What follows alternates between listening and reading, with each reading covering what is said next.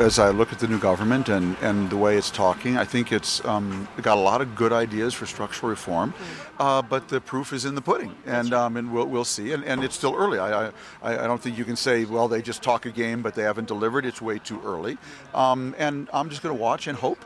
I still I'm a big fan and believer in India's potential, and I am net optimistic right now. My last question to you. You started off this interview by mentioning the risks that face the world, and one of them is ISIS, communal tension right across the border in France. Are these potential new geographical realities that the world will have to live with? How do businesses, economies, governments adapt to something like this? Well, I think prepare for something like this? I think the biggest thing to understand is that the single most important comparative advantage you can have in the world we're going into, a world where people are so mixed together now and where top-down authority doesn't really work much anymore. Yes. The biggest advantage you can have as a country is if you have pluralism.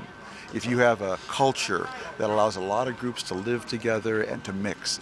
And India has that, and it has to preserve it and keep it and nurture it, because it's the greatest advantage India has, that it has a culture that's enabling and empowering Hindus and Muslims and Christians and even a few Jews to live together. But there are lots of right-wing Hindu noises being made. Do that bother you? Do that concern you in India? That does concern me. I think it's not in India's interest, first and foremost.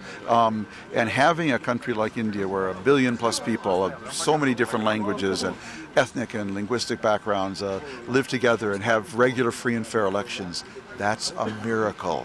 Don't tamper with it. Preserve it, cherish it like just the most delicate flower.